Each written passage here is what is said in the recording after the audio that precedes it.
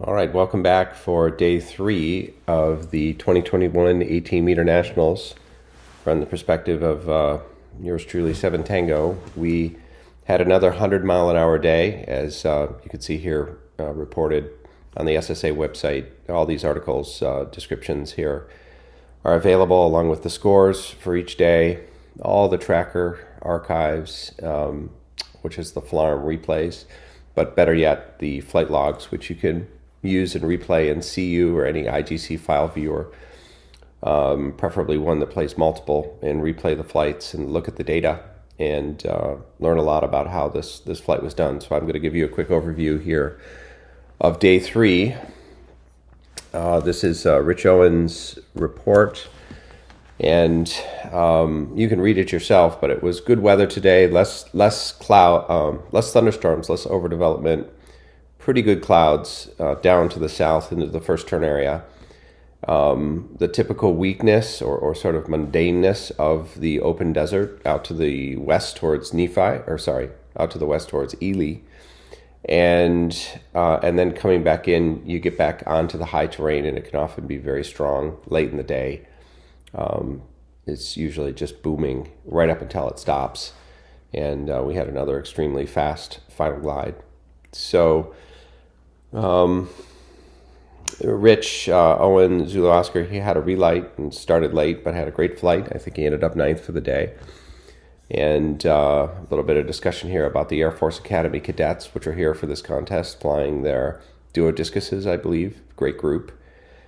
And his request to spend time with them, which many of us did.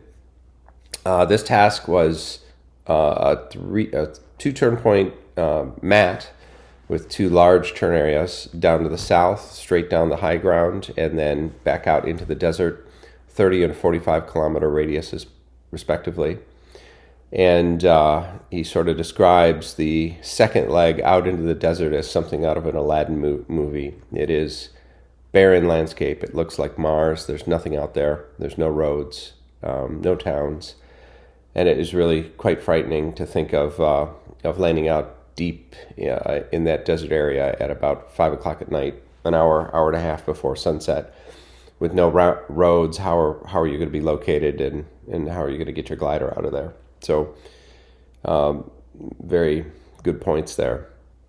One pilot busted vertical airspace 17.5, which is our sailplane competition limit, 500 feet below the Class B.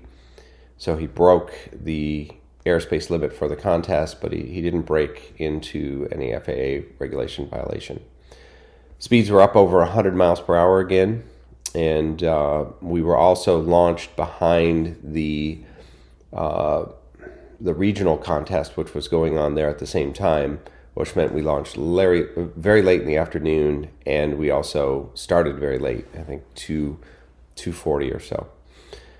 So Biff Huss was 3rd, I was 2nd. Rick and Drebo won the day at 162.79, which is 101.32 miles per hour.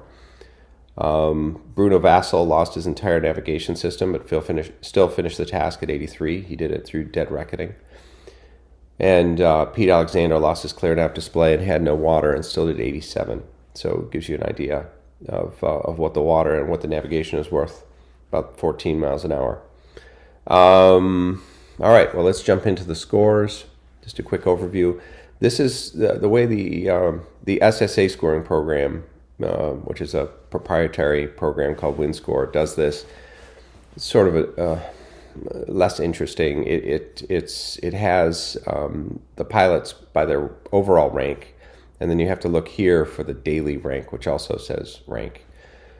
I know it's confusing, but you can see that the rank here, cumulative, is different than the rank here for the day.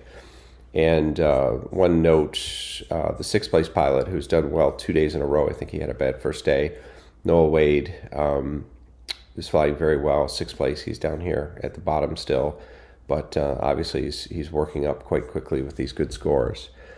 So again, Rick 1st, I was 2nd, Biff Huss 3rd, Gary Ittner 4th, Bob Fletcher 9-0, you'll see a lot of him, he was 5th. 6th, Noah Wade, as you saw down below. 7th, John Seaborn, and there was a very interesting flight with him, sort of a good lesson there. 8th, Jim Franz in the Ventus 3 FES. Spent a lot of time flying with myself today. Robin Clark in 9th and 10th. I forget who was 10th. Oh, there's 2 9ths. 9th is Robin Clark, and then Rich Owen tied for 9th at 9:52. So there's your 2 10th places. So flipping over to SeeYou here, or excuse me, tied for 9th, 2 9th places. So flipping over to SeeYou, you can see the course here. We have a barograph set up, and you can see the race course. This is Nephi, and then I'll scroll down a little bit. You can see Salt Lake City, the ski areas, and here we are at Nephi down well to the south, and then Ely is out here. Just go a little further. There's Ely, and it just gives you a sense of scale for those of you who have flown in the area. And I'm going to zoom back in here a little bit for the start, and you can see the starting line here. It's buried by residual gray traces, but this is the starting line right here, and the camera is aimed at 230 degrees. I have the top 10 in order here, so you can follow their data through the flight. 8, 9 at the top, Zulu Oscar and Romeo Fox down here at the bottom. And we're going to follow the flight, and I'll try and tell you what I have learned from watching this 3 or 4 times before recording this video. So the conditions were, it's a relatively strong day. There were clouds, and looking down the course, if I zoom out a little bit, you can kind of see the high ground here. So here's the first turn, here's the second turn out here, Ely out here, and this is the Wasatch Plateau, and the high ground here. I forget what these mountains are called, but this is Mount Nebo, and there's higher ground here, but a lot of the times it's actually easier to go over to this high ground and then run down this than it is to fall downwind all the way to this, find the lift, and then have to work back upwind this way, which there can be a lot of sink here. So generally, pilots stayed on the course line, but I just wanted to give you a picture vertically. This is that desert that we're talking about, where there's just nothing going on, and it's very homogeneous, so there's not a lot of triggers, and the thermals are definitely suppressed. Extremely strong conditions down here with a southwest wind right now at 22 kilometers per hour, so about that direction this way. So that should give you a good lay of the land. You can see our first starters are going here, and I'm all focused on 7 Tango. And just so you know, this is a significant distance. The scale is terrible on SeeYou, and it has to be, because the gliders would be microscopic if they were to scale. But that's probably 2 or 3 miles. I can tell you exactly how far that is. So John Seaborn started at 14:47, and I started at 14:48. So exactly a minute and 30 seconds behind. But we're going over 100 knots in cruise flight, so that's probably 2 to 3 miles. 100 knots, maybe 120 mile per hour ground speed. So if you think about it, 60 miles an hour is a mile a minute. At that speed, it's 2 miles a minute. So that's just about 3 miles. So to give you scale at this zoom level, which is pretty wide out, oops, still having trouble with my mouse here. Let me try and zoom in just a little bit more. That is 3 miles. So these guys are 2 miles ahead, and this guy is 1 mile ahead, just to give you the right perspective. And we'll probably be at this zoom level, or maybe even that zoom level most of the flight. And tactically, this is an interesting starting position quite early. You can see there's a lot of gliders still left in the starting area. Not ideal, but the reason that I'm starting early is because it's so late in the day. It's already 2:49, and I believe that's the starting time. So yeah, some people are starting at 3 o'clock. I'm starting here at 2:48, and John Seaborn at 2:47. So you really had to go. This was a roughly 500. You can see we all did just about 500 kilometers in this turn area task. You can't wait much longer than that. So this meant that we were finishing pretty close to 6 p.m. and I believe the sunset, was 8 or 9 or something like that. But there's definitely a fall off around 6 o'clock, and that's why, sort of strategically, there was no point in waiting any longer. All right, so get you back to this good sort of side-on perspective here in the 3D view. Back out just a little bit, and we'll run, and just so you know, we're at 20x, and I will keep it at 20x so this video goes just a little faster. First climb there, Alpha 8 made 2 turns and kept going, and at these speeds it's going to be hard for me to catch the climb rates, but looks like I stop and there's nothing there. I'm going to slow it down just a little bit to describe a couple things that are going on down this leg. Alpha 8 is going to fly quite a bit faster. 9-0, who's in this climb with me right now, another ASG-29, and then 9 Bravo is a JS3, fly considerably faster. And I have a little bit of an issue still, coming from Ionia, I think it is, of just not wanting to go that last 10 knots. So maybe it's a difference between 95 and 105, or even 100 and 105. At these speeds, at these altitudes, there really wasn't a lot of benefit to slowing down, but it was an interesting contrast because generally I'm fighting to stay high. I'm fighting to stay high and connected to cloud base in using maybe 20 or 30 minutes ahead of a big transition, maybe out into the desert. I'm doing everything I can to get high, where the other guys are clearly fighting to push forward. And it's kind of a mountain flying pilot mindset. It's very, very different. Sometimes it pays off to go forward. If you find a big, 12-knot climb ahead, you're going to leave 7 Tango behind when he's in this mindset. And this happens to me a lot. But when it gets a little bit of a downshift, meaning the conditions get a little weaker or stay a little weaker for a long time, that 1,000 feet could be a huge difference. And obviously also if you move into a weaker zone, you're going to have trouble finding and centering lift. That slows you down a little bit. And my slower, higher mode, and it's just slightly, catches up to you really quickly. So I've got a minute and a half behind Alpha 8, which is strategically something that I was probably thinking about. I'm starting with 9-0 and 9 Bravo, very fast gliders. We have Papa 7 out ahead, a few other gliders out ahead. So even though I'm starting very early for the day in comparison to the majority of the competitors in 18-meter class, I'm in a good spot to go fast. And strategically, I have less risk because I have less risk of being stuck late in the day if it gets weak. And again, I think it was a pretty good strategic positioning in terms of start time. All right. So, huge distance here. This is probably 4 or 5 miles now, the distance between Alpha 8 and this gaggle right here. So John Seaborn is JS3. He flies it well, pushes very hard. And that will pay off if he moves into strengthening conditions, for sure. Unfortunately, even here at Nephi, even with 100-mile-an-hour speeds, it just wasn't the case. There was always weak spots, and I was always able to sort of consolidate my strategic position into a points gain, which is the goal.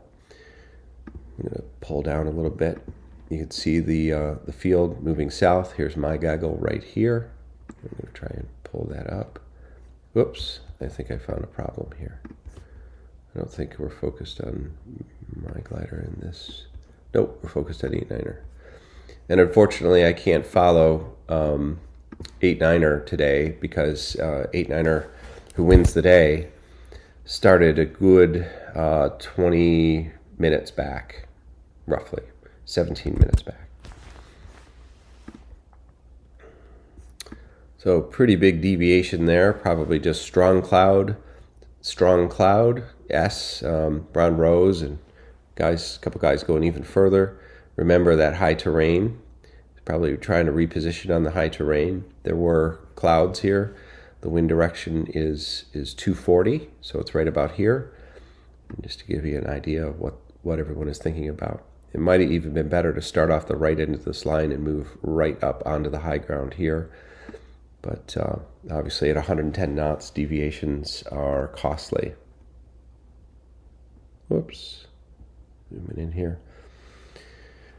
Now, one thing that I want you to see is 9-0 and 7 Tango are identical gliders, but with very different mindsets in the pilots. Bob Fletcher, the pilot of 9-0, is pushing very, very hard. Again, he's probably flying about 10 knots faster than I am. And this is a 2.6 meter climb for 9-0. 9-0 is getting a little bit more out of this one, 3 meters. He's climbing for 1,700 feet. I'm climbing for 1,400 feet. And this is Alpha 8's data right here. He's out ahead and gets a little stronger climb, 3.2 meters a second. So he's going to stretch. He's out ahead. He's climbing in a knot and a half more, taking it for considerably higher than I am. And he's, if you remember that scale, he's 6-7 miles ahead at that point. So the amount of distance that you can lose very quickly in these cruise climb conditions in terms of your speed to fly, and that McCready setting, if you think about McCready, you sink a little faster, going 10 knots faster, but how much do you sink and how much do you make up in finding a stronger climb ahead? And this is really the game that's being played. And the scale of this is huge. This is probably hour and 15, 20 minutes down to the first turn point, or the first turn area where we make our turn. And that's a lot of miles done, probably 150 miles. And there's a huge amount of, a good pilot can rip your lungs out if you select the wrong speed, you fly too slow, too conservatively, and inversely if you fly too fast. So, it's kind of like the space shuttle re-entering the atmosphere. If it's too steep, it burns up. If it's too shallow, it bounces off. This is really fine level stuff. And the JS3 is suited to go a little faster, a little higher wing loading, a little cleaner maybe, where I think the ASG-29 has a strength in climbing, especially in turbulent lift, and it has a sweet spot just a little slower. So there we're leaving that climb. So another thing to look at, and it's not going to be the case here, but look at the LDs, and then also look at the ground speed or average ground speed. I think average ground speed is thermal to thermal. It sort of shows you your speed in between thermals. Like, for example, I'm flying 200 kilometers an hour. Alpha 8 will get a reading here in a second, but you can see here 9-0 is flying 216 kilometers per hour with a makes sense, a significantly lower, 20-point lower LD. So he's giving away more altitude to get forward faster, and it really depends on what kind of climb rate and how quickly he's able to center those climbs to consolidate that advantage, or that sort of forward advantage in converting more potential energy into kinetic energy and blasting out forward. And you could see him just marching out ahead. We were right together in the last thermal, and probably left pretty similar altitudes. I'm at 13,000 and he's down at 11,700, so that's 1,300 feet. And I'm just trying to help you guys see the sense of scale here, because the scale is very misleading, and I've had a lot of people email me with questions, especially non-glider pilots. And you can see Papa 7 and Alpha 8 have, what I like to say, ripped my lungs out. One Charlie, who started behind me, is now ahead of me, and they've gained massively on me. I wish we had One Charlie's data here, but I bet you One Charlie has the fastest speed, average speed. So there's velocity average for the task. And I'm at 148 right now, which is one of the slowest speeds. This is something that I do a lot. And One Charlie here, who started behind me and is at 168, which is one of the very fastest speeds Alpha 8 at this point is at, it's got to be him here, Alpha 8, 145. So Alpha 8 started a minute and a half ahead of me, but, there's a lot of money that could be made just in a straight line, cruising down the leg of a task in a really strong place. They're same gliders, 18 meters, a lot of them the exact same model, but the difference in performance just in this small piece of real estate is ginormous. And it's something that definitely raises my eyebrow. And you can see, really, here's a consolidation. I actually have come into this thermal on top of 9.0. So 9.0 actually was way out ahead of me, but lost a lot of ground. But look at Alpha 8. Alpha 8 is at 14.1, and I'm at 12.6, so 1,400 feet above. And if you think about it, at 100 knots, 1,400, we're climbing here at 3.6 meters per second, so that's about 7 knots. 7 Tango and Alpha 8 are actually still even, roughly, at this point. And if you look at our average speeds, the computer should tell us that. 7 Tango's at 150, Alpha 8 is at 140. Now, that speed does not compensate for the difference in altitude. So I have to sit there and climb for a minute to 2 minutes to get up to that altitude. So at that time, if you subtract the time out and the vertical speed or the vertical difference, even though the velocity average doesn't make sense, we're exactly at the same speed. So I hope you can understand that. You have to do the math on how much time to climb there is, and we're roughly exactly the same at that point. But this is the game that is being played. Everybody's feeling what is the right gear. What is the right speed to be flying right now? What is the strength of the next climb ahead? What's beyond that next climb? Is it a downshift in gear? Is there a long gap without strong clouds? And everybody is making bets based on their estimate of the conditions ahead. And right now, essentially, with the exception of V1 and Zulu Lima, we are the lead gaggle right here. Notice, though, that Zulu Lima and Romeo Fox and a couple other gliders are trying this route, which is falling to the mountain range that sits a little bit further to the east, south of the Nephi Valley. And this is much higher terrain, much stronger, and but obviously they're having to do a big S-bend or C-bend around to get into that high terrain. And here on the barograph, you could sort of see everybody's running exactly in the same range. It's 10K at the bottom, 15K at the top, and you can tell 7 Tango, 9-0, Alpha 8, we're flying generally between 12 and 15. We're not going down to 10. That's a little bit too low for today. You're disconnecting from the clouds, and you can obviously see the cloud base here is roughly 14 to 15,000 feet. Assuming nobody here is cloud flying, which of course they aren't. So Alpha 8 takes off, and he's almost 90 degrees to course to the right, so there probably was another gap here or another strong cloud that he felt was worth it. He's also moving over closer towards the high terrain. And let's see, 7 Tango jumps over and finds another weak climb and takes a couple turns in it. 1 Charlie and 9-0 join. And we're already quite high. We're pretty close to 15,000 feet. 2 Hotel, Papa 7 and Alpha 8 press on. That is their MO. You can see Zulu Lima way over there. And let's just look at Zulu Lima's altitude, because I can tell you he's super low. So he's basically ridge running out there, it looks like. You can see him right here. And if we pull out and look for Zulu Lima's data, and I didn't order this below. Yeah, he's down at 9,816 feet. So he's kind of a wild man right now, trying to work the low terrain down there. The problem with that is that eventually he has to come back across.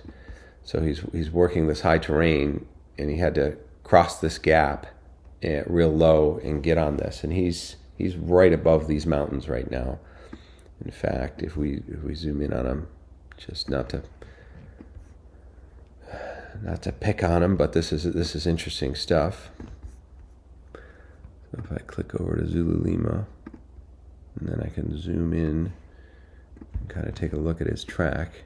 And you can see he came down this western end and then had to cross to sort of the lee side of this high ground to this little smaller range, which is downwind. The wind is coming from this direction, from the southwest to the northeast. If we zoom in here, he's right above those hills. And you can see eventually he connects with some climbs and keeps on moving. And you can see the step up. He's down at 9,000, probably climbs to 12. Climbs up to 13 in the next run, and so to speak. But he's definitely working the low end of the scale. You can see Romeo Fox back here, pretty low, but maybe just a little higher. Let's take a look at Romeo Fox. Oh, we got to go a little higher. Yeah, 12.6. So he's definitely working harder. But this is very aggressive flying, and you would say maybe a little bit of a high-risk play to get that low. All right, so we're looking north, swinging around to the west, and now looking to the south. And you can see how quickly that 1,400 feet, he was climbing at over 3 knots, has converted into a huge lead forward down the track for Alpha 8, Papa 7 in trail, 2 hotel right behind, and then our small group here, which now includes 1 Charlie, 9 Bravo, and 9 Zero and 7 Tango. So ASG 29, ASG 29, JS3, JS1. Excellent pilots here. So this is a good group to be in. And yeah. All right. And you can see what Alpha 8's going for, the next high ground, and you can see his trace here, just following the high ground and getting across that next gap. And there are clouds here, so it really wasn't too difficult. 9 Bravo pulls into something there. That's a miss.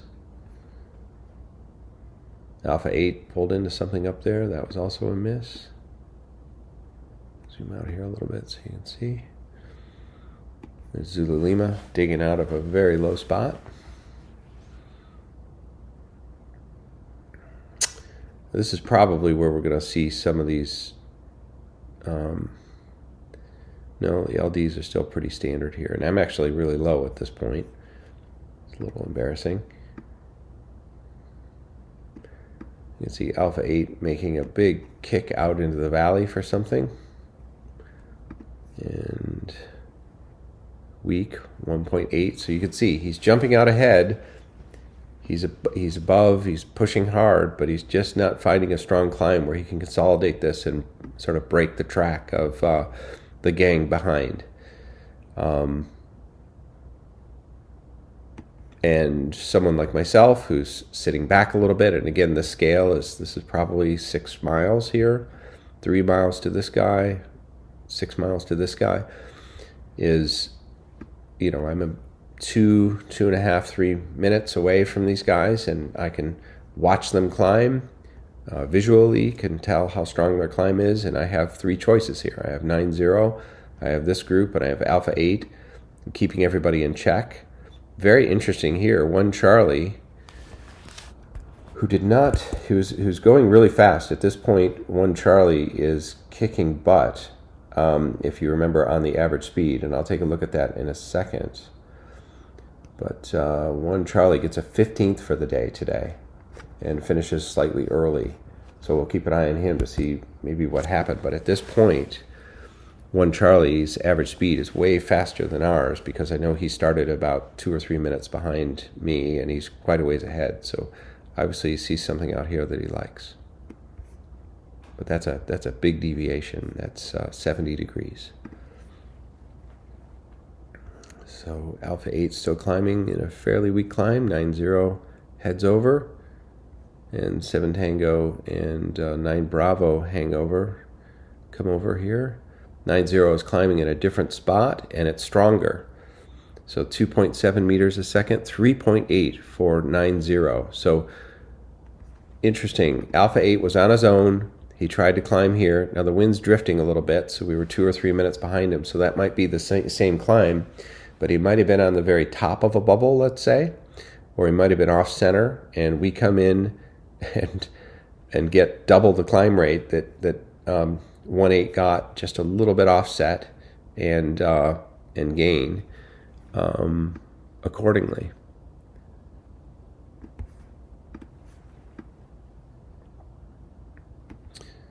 There's Hotel 7, 9-8, Pete Alexander, Bravo Bravo, Dave Coggins.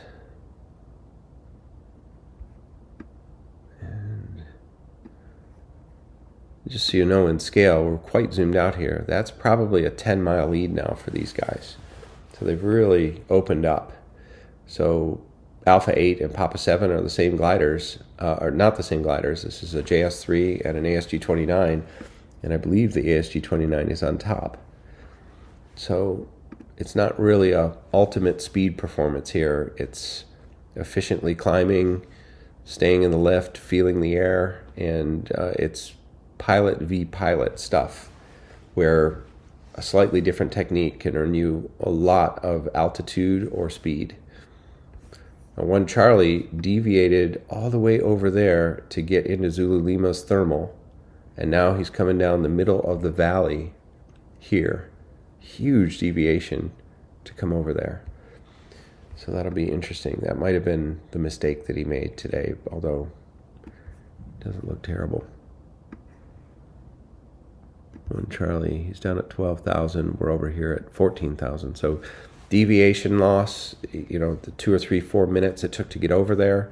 I don't know what the climb rate was, but ultimately he's 2,000 feet below at that point. So there's definitely some loss there. And I'm going to pull down here a little bit just so you can see the scale. We're still not even close to the turn area. We've got quite a ways to go, and it's a big turn area, 30-kilometer radius, Delano Peak.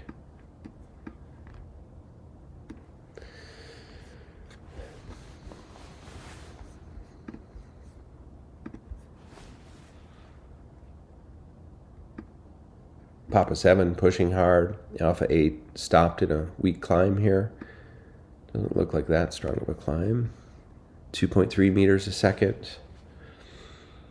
And everybody's LDs are pretty equal here. Considering the altitude and the speeds that we're flying, these are pretty good LDs. We're probably flying a 30 LD on the polar, so we're getting some energy as we go. Velocity average here, let's check into that real quick. I'm down to 131. 8-9er, who wins the day, is having a better early part of the day, or early part of the task. He's only 78 kilometers into the task, where I'm 101, but he's 20 kph faster, and he's almost the same altitude. So this is probably where 8-9er won the day. He had just a better start, perhaps, but he's 20k ahead in average speed at this point. And Alpha 8 is same speed as me. 90 is 10 kph faster than me. Papa 7 is 149, so almost 20 kph faster. 8-9 is actually 30 kph faster at this point, or 26 kph faster. He's, what I like to say, ripping our lungs out. And again, the scale here between Papa 7 and 7 Tango, that's probably 10 to 15 miles. This is probably 4 or 5 miles. So you can see 90 has really legged out on me.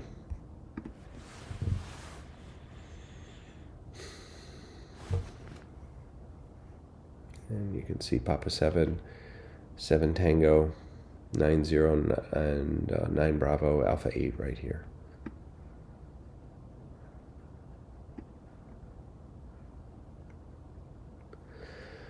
All right, so this is a 3 meter per second climb. I'm not gonna lie, I'm sitting back, trying to stay high. I'm losing a little bit initially, but I have these guys out in front of me who are marking climbs, and I can always search and find for my own behind. So I kind of have two options where they're pushing out ahead, trying to break away forward, which is slightly higher risk. And they have to consolidate that to win. They have to find 2 or 3 really strong climbs ahead, maybe progressively increasing climbs to make that work. But again, this is an area task. It's not a racing task. The hard part about the sport is that in traditional rule glider racing, you're playing for a tie. You're trying not to lose points. You're not trying to win, like Sailplane Grand Prix, where going and winning and being ahead and getting first gives you actually considerably more points. 10 points for the leader, 9 for second, on down the list. There's a 10% advantage for each score, and then below 10 you get no points at all. So there's motivation for the pilots to actually win races. Where here, they're still flying just like it's a Grand Prix, but the gain that they're going to get for winning versus the risk that they're taking of pushing ahead is incredibly small. And if you go out ahead and you get stuck and you get rolled, so to speak, someone's able to climb up above and fly over the top of you, you're losing points. I've already started a minute and a half behind Alpha 8, and he's probably 3 minutes ahead, but lower. He's taking a lot of risk for no reason, where it'd be much better to be back a little farther with people out ahead and be higher. And I'm just not sure. It could be pilot flying style. It could be the glider. It could be the airfoil. It's just, maybe it's not as spunky, flying a little bit more slowly, and it just feels better going fast. But to me, this always blows my mind how some pilots fly, and it just makes no sense based on the scoring strategy and the rules.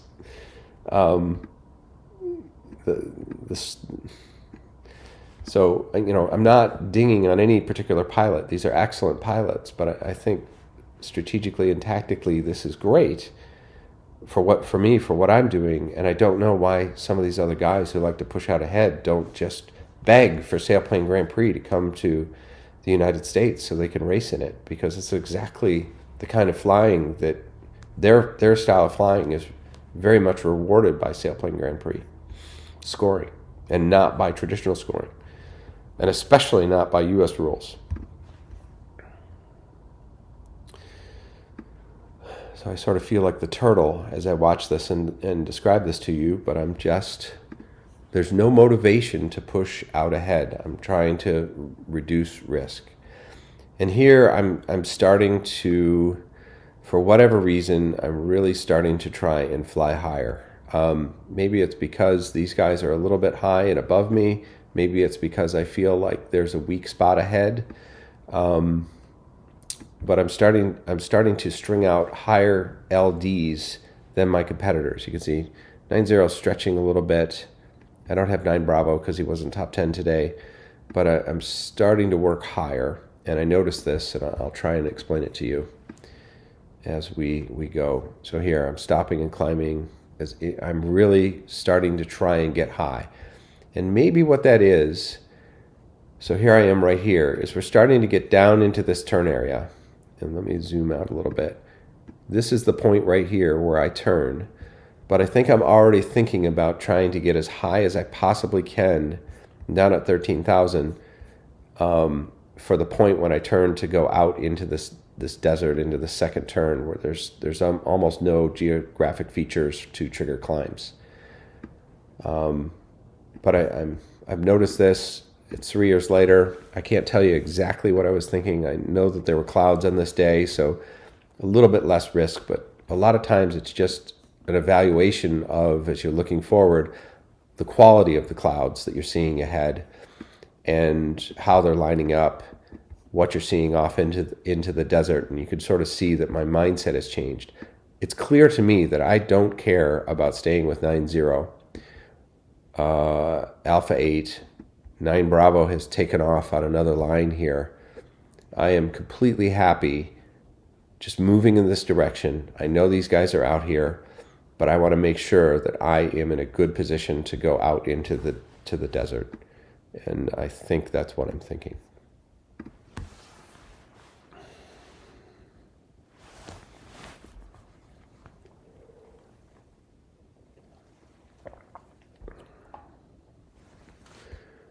All right, so Alpha 8, there it is.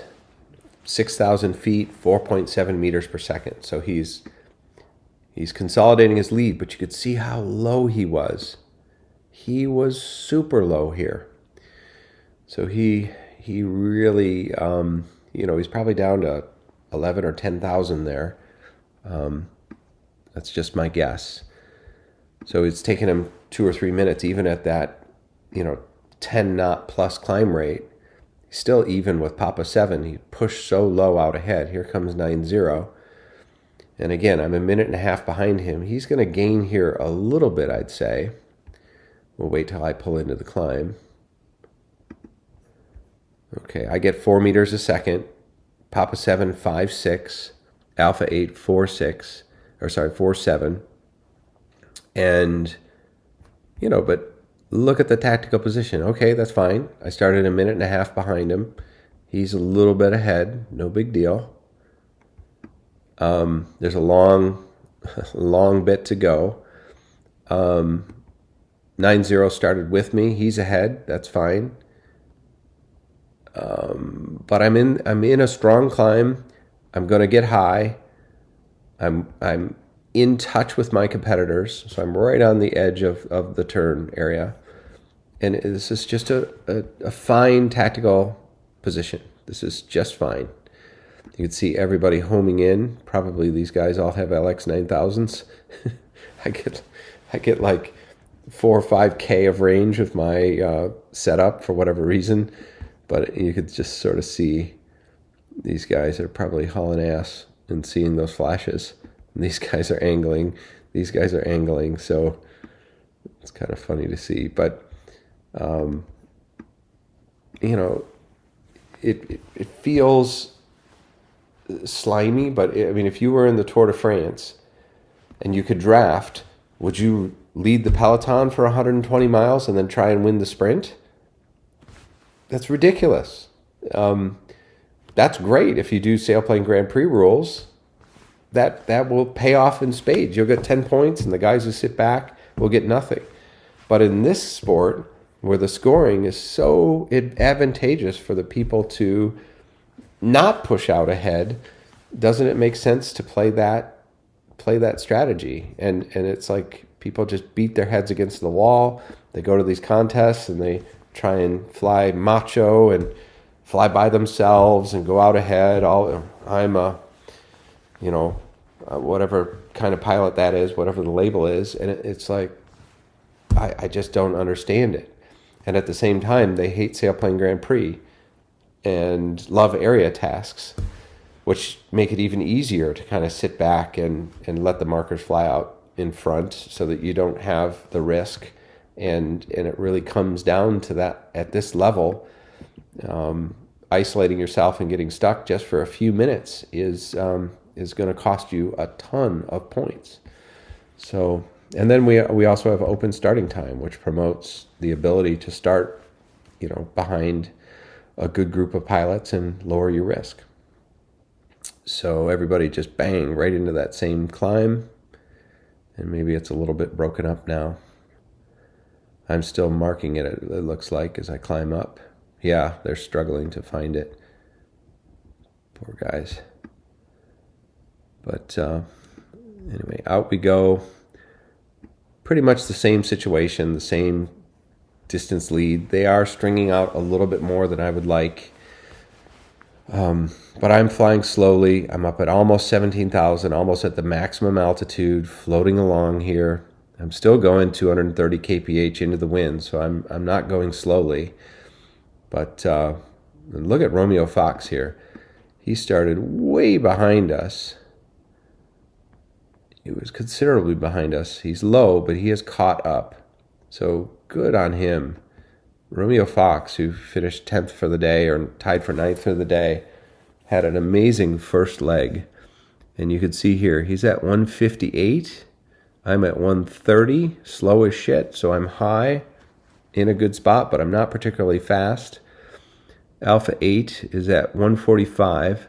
So Romeo Fox, again, the altitude, it's just the position is averaging the speed. It's not doing anything for the total energy of the glider, but he's hauling ass down here. And even 8.9, let's look back and see where we can see 8.9er who wins the day.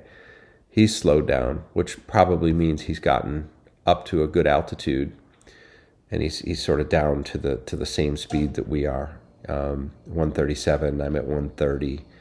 So long leg into the wind, staying high, especially with this difficult second leg out into the desert.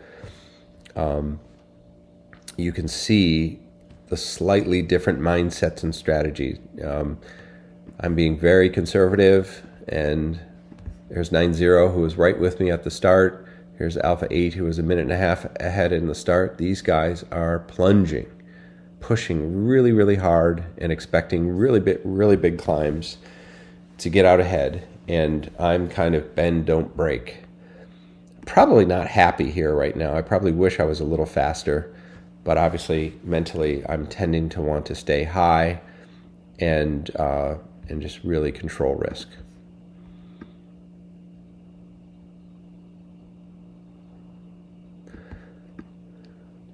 9 Bravo he deviated away, and he's pretty low now. If you remember the scale, that's probably 3,000 feet lower than us. And you can see 9 Fox, he's at 12.7. Looks like 9 Bravo is at a similar altitude, and we're 3,000 feet higher. So 9 Bravo has taken it on the chin there a little bit. 1 Charlie made that big deviation early, but he's caught right back up. In my opinion, he's doing fine, although he's having to cross this valley here to get into the turn point where I'm very close to this peak, which is probably a better place in terms of lift. All right, Alpha 8, 2.3 meters a second. He's in and out very quickly. 9-0 gets 3.4 meters, and Papa 7, 2.6. And they stay in it for a little while and then go. And this is kind of an interesting part of the task. So I stop, get 3.1, take 1,000 feet. So that's going to take me right back up pretty close to 17.5, as high as I dare. Quite a ways above 9 Bravo, who's climbing well. 9 Fox comes into the same climb. So 9 Fox is just ripping at this point. Again, he came down this side, and those are bigger mountains than these mountains. So he deviated, but it paid off. And here's 1 Charlie who was dead even with me, and now he's a little lower. I don't know, he probably lost a little, but no big deal. Papa 7 took that nice strong climb. There he goes. That's where he's making his turn. I'm going to go a little bit further, and Alpha 8 is going a little bit further as well. So everybody's getting ready to turn here. Can't remember what was down here further. And really all we're doing is we're looking to the west and trying to decide, what line of clouds or what line do we want to take to get into this next turn area. The way these tasks work is from the time you cross the starting line, the clock starts. You have to fly for a minimum of 3 hours, getting as much distance into these turn areas as you can, and then coming back to the finish line and crossing the finish line. You can, if you finish early, let's say you only fly for 2 hours, your distance is still divided by the 3 hours for your average speed. Now, if you go over, that's okay, but your distance is divided by the total time that you flew. So if you fly for 4 hours, but you go 600 kilometers, your average speed is 600 divided by the 4 hours, and so to speak. And it's the fastest average speed that wins. You're trying to get as much distance as you can in a given amount of time for the fastest average speed. So flying through the best air possible, the best clouds, the best mountain ranges along your route of flight, you're trying to think strategically, what line do I want to take? And I'll zoom out here just a little bit. You can see I come down to that point, then fly to this point, and then fly back.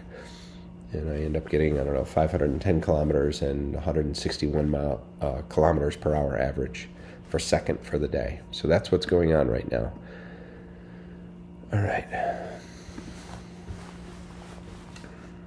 Zoom in just a little bit into that climb. Still trying to take it higher. I'm almost to 17,000 feet. And I come in almost exactly with Alpha 8. I mean, still at 3-4 miles behind, but same altitude now. 9-0 went a little farther, Alpha 8 went a little farther, and that turns out to be about 2 to 3 kilometers that they went further into that turn area. There's one Charlie. Papa 7 is just ripping it. So I know you guys are going to be frustrated with this, but you know, Papa 7, he's alone. There's nobody out ahead of him. He's totally alone. And while that is amazing and macho, the scoring does not give you any points for flying alone. And in the context of flying in an area where there's probably less clouds out here, less strength to the clouds, and you know, maybe a slightly more difficult leg, the value of going out ahead is, you know, minimal. I'm still in a really good position here. I have some people that I could look at. Obviously, I'm still headed a little bit more south. You can tell I'm trying to maximize my line here. In an ideal world, you would fly to here as opposed to here, unless you think you're going to run out of time. I end up going to that point. But in an ideal world, you kind of want to work towards the longer distances, and then if you need to bend in, you can. But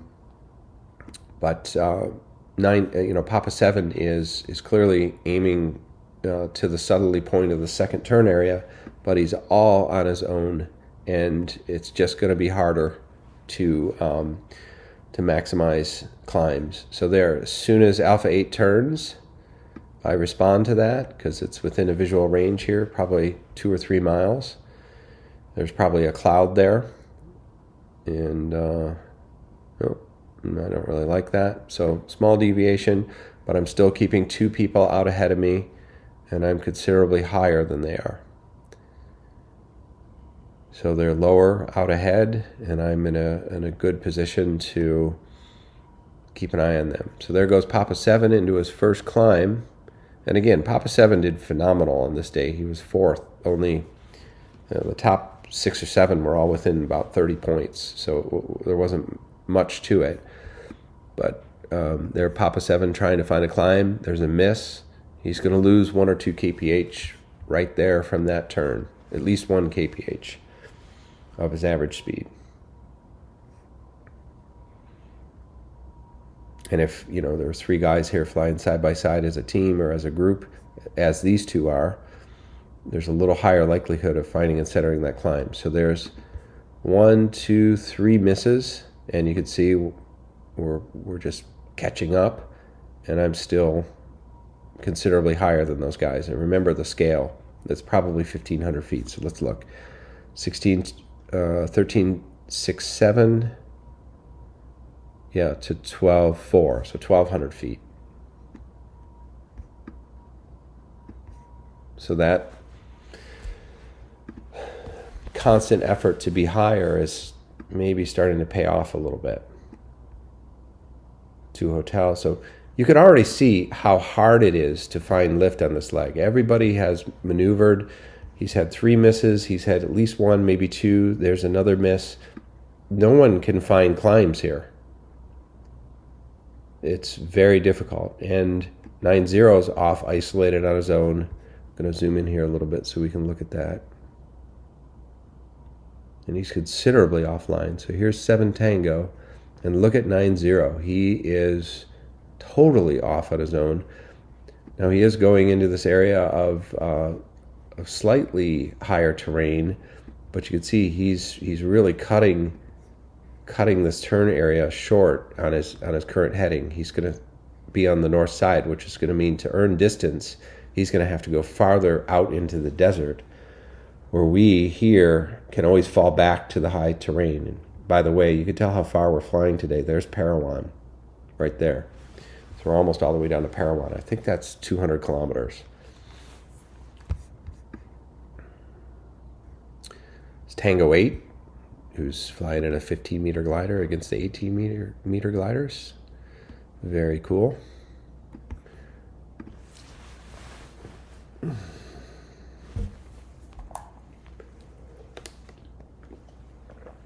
Let's see, Papa 7, another miss. So that's 8 misses, I think. 4 for Papa 7. So probably was a really good idea to keep some pilots out in front, and this is why kind of falling back a little bit and staying high is not a terrible idea. They're just the upside of going way out ahead and finding a big climb and getting ahead is minimal compared to the other option, which is being out ahead and not being able to find a climb and being isolated and getting stuck. Now, we're all decently high here, 13,000, 11,000, but this is starting to get to the bottom of the range, as you can see right here. Definitely do not want to be any lower than 11,000, and I'm still at 13.2. So here, I'm not sure if I'm able to sort of see Papa 7. He's probably 5 miles ahead out there. I probably know he's out there, but I'm continuing to keep these guys in my sights, and I think we're bumping under clouds, but we're quite separated from the clouds. The cloud base is up at 17,000 feet, probably. And I'm going to angle over here. There's miss number 9. So this is just brutal. And then I stop, and I get my first miss. But you can tell everybody wants to go up. And I had no climb there at all. So I leave right away.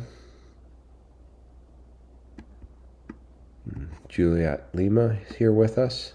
I think he just touched the north end of the first turn and is soaking into the second. All right, Alpha 8, who was way ahead, 10 miles ahead for a lot of time,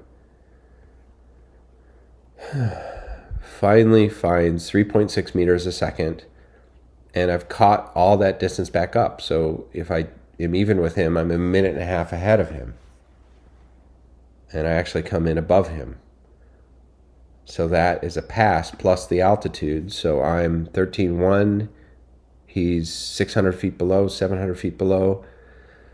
So that would be at a 3.6 meter second climb, which is 7 knots, minute and a half plus 1 minute. So I'm 2.5 minutes ahead at this point. Papa 7's over there climbing. He found 3.3 meters a second, but that was his 6th try. So 6 misses, that's 6 kph. I'm guessing that each circle is about 1 kph loss of total average speed. And Juliet Lima finds a climb here above us. And then looking over at 9.0, 9.0 is down to 12.2. He finds 3 meters a second. The difference is I'm with 2 other very good pilots. He's alone, 9.0, Bob Fletcher, he's alone. Papa 7 is over here alone. And, I choose the smart play. It's not weak or not macho, or it's just intelligence. And there's a time to push, and you'll see that later. You push when the risk is low and the chance for additional points is high.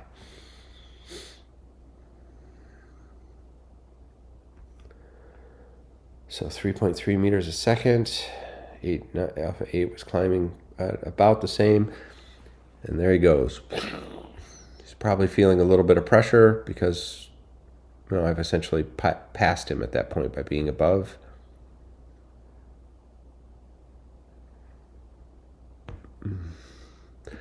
Romeo Fox. And 8-9er, where are you? He started 17 minutes back, so he's a little bit farther back. Is he down there? These guys are pretty low down there. All right, so off we go. Now I only have one guy ahead, Alpha 8. We're right here. This is where I'm going to turn, so we're not going to go too far into this. What we're doing tactically right now is we have a flight computer with a task programmed in. It knows when we started. It knows the average speeds and the types of conditions that we're flying in. We have it set to a setting that tells us the kind of average speed that we expect, called a McCready setting. And it's telling us right now, if you turn here, you're going to finish, again, it's a 3-hour minimum time, in 2 hours and 50 minutes. So we need to go further. We need to get more distance in so that we don't come back and finish early and lose average speed, because our total distance will be divided by a number less than 3 for all the pilots who finish in 3 or above. So that's what's happening, and we're just trying to get the right amount of distance. Now there's more to this. You're having to estimate, what do you think the strength is going to be? Is it going to change? Is it going to get stronger ahead as we get into this terrain? Is it going to get weaker? Sometimes you have to leave to get back on time when the computer is showing that you're going to be a half hour early, and that comes down to the subjective judgment of the pilot. Other times you could fly till it says 3:30, and the conditions are so strong, your average speed increases so much on this long downwind leg to the finish that you will earn back time and go faster and faster and actually finish in, let's say, 3:05, which is ideal. But it's a huge guess. I mean, we're 200 kilometers away from the finish out here, probably 200 plus kilometers. And so making that estimation is extremely difficult. And if you go too far and then the conditions shut off about here and it's really weak climbs, 1-2 meter a second, you're having trouble getting up to the final glide altitude, you can lose hundreds of points. And so huge amount of stakes right now in this. And, so I'm definitely using the pilots around me to kind of feel for that. What do we think the conditions are going to be? But I'd be very willing to turn off on my own right now, let's say, if I thought the conditions were going to be weaker ahead. But then again, if I turned early, I'd be, isolating myself, and it would be more difficult. There's another miss for John. Super difficult. So we've only found one climb from here to here. We found one climb. And in total, this group, including Papa 7, has missed on, probably 10, 11, 12, 13 tries, and have only connected successfully with one climb. I wasn't really following 9-0, but the conditions are definitely very difficult out here. There's Tango 8, and let's keep playing. I think that's Papa 7. I think he's off to the other side of the terrain there, so he doesn't show up anymore. Yep, he's gone into the dark. So it looks like we're literally gliding out to our turn. All right, so I pulled air. Wow. So I get 4 meters a second. Alpha 8 gets only 1.8. So there's probably a big cloud here. You could see I was flying. If I back up, this is going to take a while, but it's worth it. This is the benefit of not being first. So there's a big cloud here. I'm not flying exactly behind Alpha 8. I'm a half-mile offset. 2 Hotel is flying exactly in trail. Alpha 8 gets there first, so I have eyeballs on him. I could see how he goes vertically, but I would never ever I would always try and not unless it was obvious that that was where the climb was. It was the darkest concave part of the cloud, and you could see debris coming up into it. You don't always want it. You never want to fly right behind somebody. You're really paraflying. You want to search another part of the cloud, and you always can sweep over to him. So there I do that. Rather than coming to his climb, I have a suspicion that there's another part that might be better. And this is a benefit for him because he can see me right now. I'm sure he's looking at me right there, saying, okay, he's trying another part of the cloud, right? So that's probably half a mile. And there I go. I pull in, and right now he sees me again, and I'm going up at 3.6 meters a second on the Vario. The total climb average is higher. 2 Hotel pulls in underneath me. Although the wind is out of the southwest, he should really be going beyond me because this is the column and the thermal drift right here. But anyway, and there's a center move, and then Alpha 8 comes over to my climb. So I've given him the benefit. We've searched the whole cloud, not just his part. We'd all be over here in 1.5 knots, but by going over to another part of the cloud, we've all benefited, and he's actually shifted over. But for whatever reason, he decides to leave it, and we'll look and see what that is. So Alpha 8, he actually, okay, so he comes over and gets my same climb rate, 4.3. I take it for 36, he takes it for 3,000. But that was a great example of why you should not follow right behind the pilot in front of you, especially pulling into a cloud. If there's a big wide cloud, search another area of it. He can come to you, you can come to him. But if you just follow right behind him, you're only searching, the same 5-foot column of space. I wish more people would think that way. So there we go, on up. And this is great because you can see that is our maximum distance right here. This is our scoring point. We're getting a big climb, drifting downwind, and leaving at a high point. So we've come to a pretty low point, and then climbing up, we'll get up to pretty close to 17.5, it looks like, and then take off downwind for the finish line. So that's ideal. We're not going to work any farther upwind. Our computers are happy with that positioning. And let me just look at 9.0. So 9.0 is still running, and he's quite high. So he's doing just fine. But if we zoom in here on the 2D,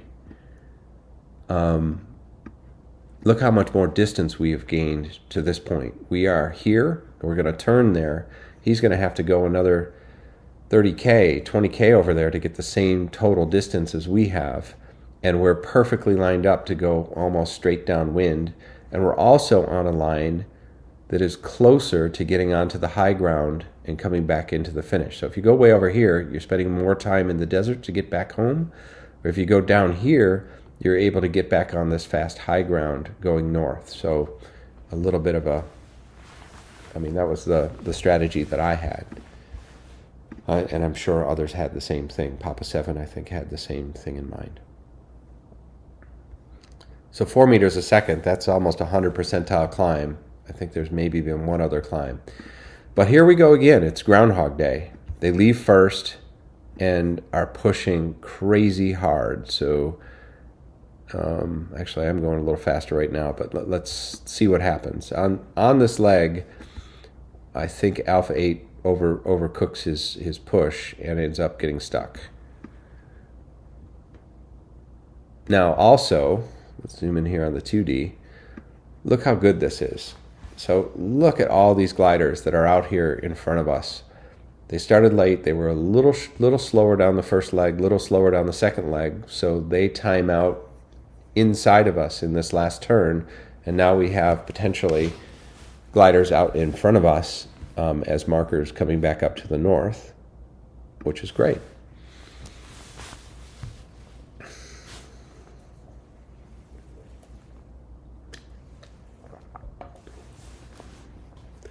It's like 2 Tango is on his way back north, and he wasn't able to find a climb to start moving north.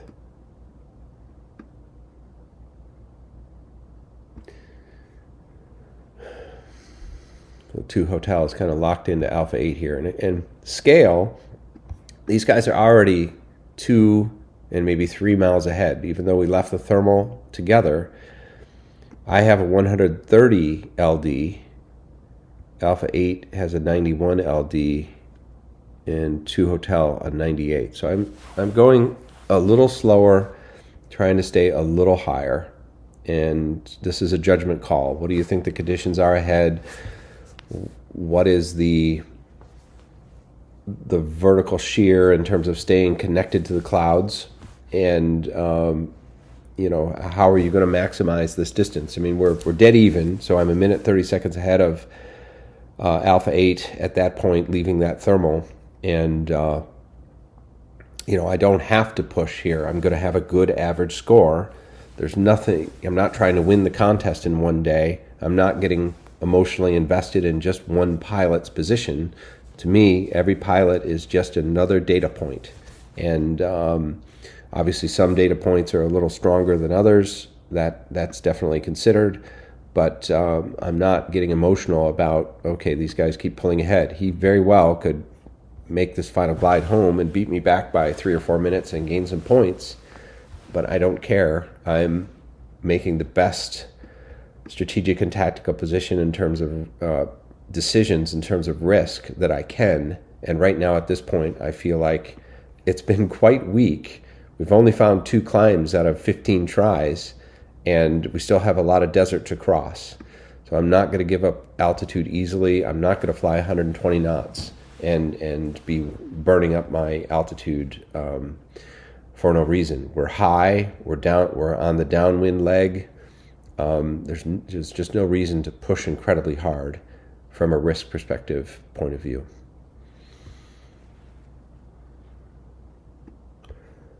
There's 2 Tango, who's quite low, getting back up. As you can see, getting out over the desert and getting super low is no fun. There's Zulu Oscar, who's had a bit of a late start today. I think he had to relight, but he's going to get a 9th place for the day. Excellent job. And Alpha 8, another turn and a miss. 2 Hotel, another turn and a miss. And 7 Tango, 2 turns and a miss. No, 1 turn and a miss. So there was something there, probably a cloud, but that's worth 1 kph of average speed. That was the win right there. I probably could have missed that and been maybe closer ahead of Rick Indrabo. So here somebody was marking a climb. Alpha 8 pulled into it. So again, the benefit of that strategy. 9 or 8, or no, it's 9-8 or 9 Bravo. And there's 3 meters a second. And we're going to take that for 1,200 feet, which is going to take me just about to 17,000.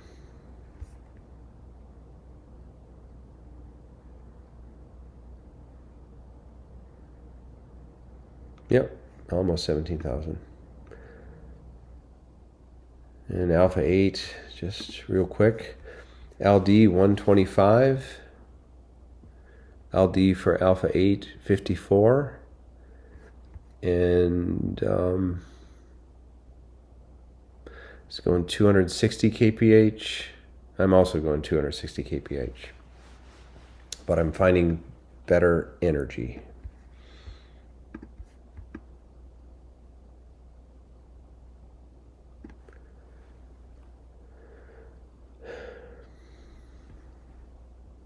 I can't tell if that's 9-8 or 9 Bravo. I think that's 9 or 8. Pete Alexander.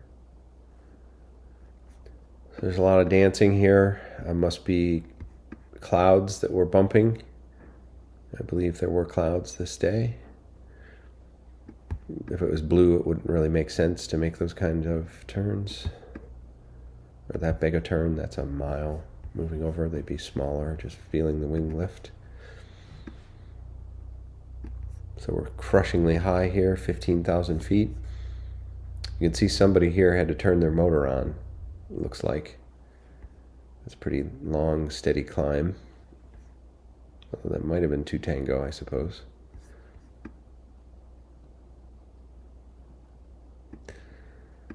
All right, so reevaluating the position here, that's probably 2 miles. There's 2 Hotel, but I'm at 14.3, and John is now fallen down to 12.4, so that's 2,000 feet. Average speed, 149, so I'm going to have a long final glide here, move that up to 160. And Alpha 8 is at 151. So Alpha 8 is still slightly ahead, but the vertical distance isn't factored in. So now looking forward, here's my track back to the finish. I'm in a really good position. You know, who knows what the clouds are looking like, but obviously we can get to the high ground here and run down there. We're going dead downwind, a little bit of a left quartering tailwind here, but significant, 20 kph, probably more like, 10 to 20 knots, something like that. And but in terms of relative performance to that competitor, I'm in a good position. I have less risk and more options. So Alpha 8 turns in 2.8 meters a second, and only takes it for 1 or 2 turns. For whatever reason, I say straight, and the reason I'm staying straight probably is because I believe I am going to make it. So I'm on final glide. So I'm only 120 kilometers or 60 miles. 65 miles from the finish at this point, and I'm at 14,700 feet. Alpha 8 is at 13,200 feet. So there's definitely an opportunity potentially here to cash in. So Alpha 8 turns. I also turn. There's 3.2 meters a second, and I'm glad we passed through that last one because it was in mid 2s. And off we go. So now I'm up at 16.6 with 60 miles to go. I think that's final glide. Alpha 8 left early. There was obviously more vertical potential there, but that's 1,500 feet now. He's at 15.1. I'm at 16.6. And looking ahead, we still have S out ahead. There's Zulu Lima, 1 Charlie. And this is probably final glide now. We are 383. So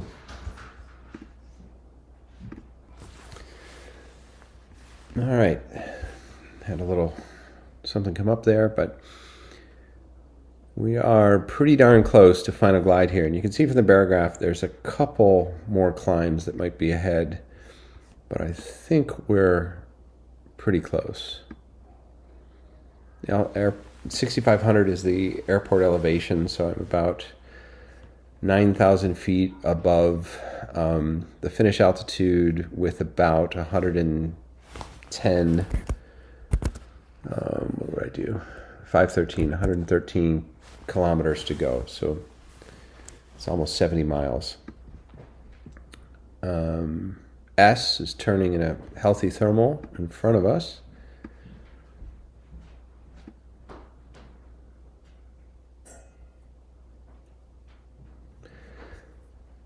And notice the LD of 8.9er behind us. Pretty darn good, and it looks like I think this might be final glide for 7 Tango here.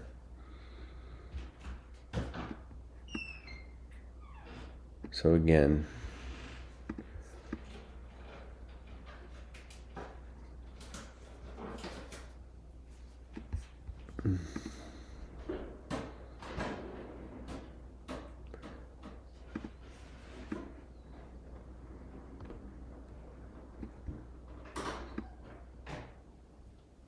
I'm at 14.8.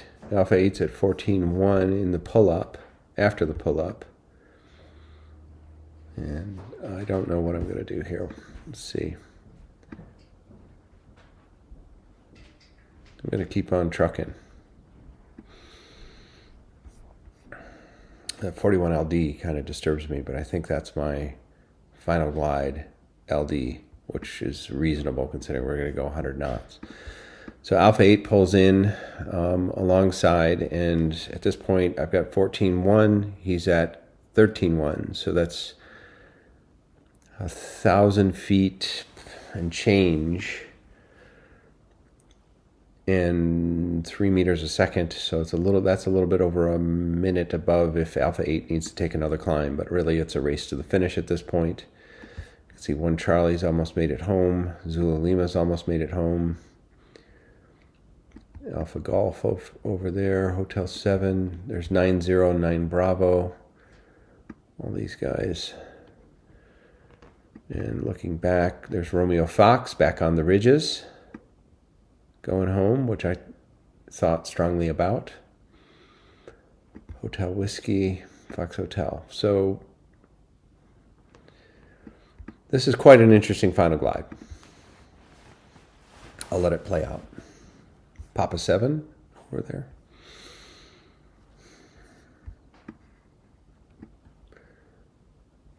So here we are. Here's Papa 7 in the high ground with Juliet Lima. We're going right over the valley on the way home here, which isn't ideal, but we're on final glides. We don't want to deviate. So we've gone a little bit further. I had 1,000 feet. I'm now at 13.2. Alpha 8 at 12.2. So virtually identical right there. He's running a slightly higher LD.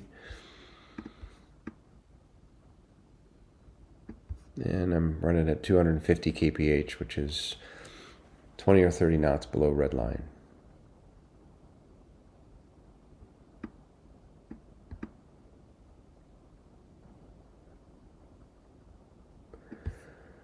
All right, we are the distance done. For whatever reason, isn't calculating correctly. I would say we have 40 miles to go to the finish. So now we are on the ridge, and this is a relatively high part of the ridge.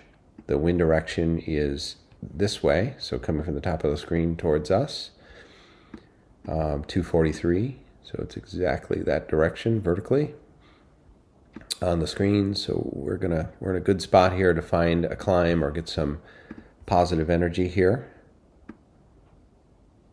Hotel 7 coming in well above us, in good shape. Maybe a little high. So Alpha 8 took a turn there, and it was nothing. So there's 1 kph, and then takes another turn and spends a minute in 0.4 meters. So that is costly. And I keep on trucking. I'm off axis here, 30 degrees to the left, using this bowl and this peak. But and I could keep running down this high ground, but there's going to be a little bit of sink beyond this. So probably going to turn to the right here at some point. And I'm in pretty poor air there at that point. I thought there might be something. Okay, I think I've run out of the lift. I turn back on course at 11,000, and I'm still at 10.6, 800 feet above Alpha 8, who has gone down to the lee side of the high terrain, a little bit lower there, and there's probably some sink right there for him. There's 9-0, fourth for the day. So I like what I did.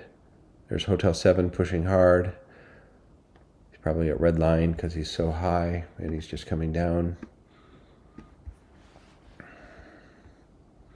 So a 41 LD downwind, but pretty much going, a very fast high final glide, maybe 100 knots is okay. But finally, all that hard work It turned out to really just be 1,000 feet at the right time. Gained me a bunch of points. And now it's worth taking the slight risk here of being a little low. And it's significant. 6,500 for the finish altitude. And there's 7 Tango. There's 9 Bravo. Zoom in just a little bit. And there we go. There's the finish.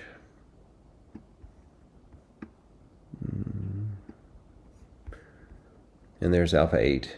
So I gained a ton there. But oddly enough, from a scoring perspective, all that work only gained 27 points. So just the scoring formula seems pretty it's pretty minimal. So again, you're fighting for a tie.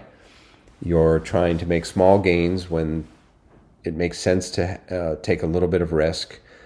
But I mean, look at this. The difference between 163 and 160 and a half is only, what is that, about 14 points between Bob Fletcher and myself.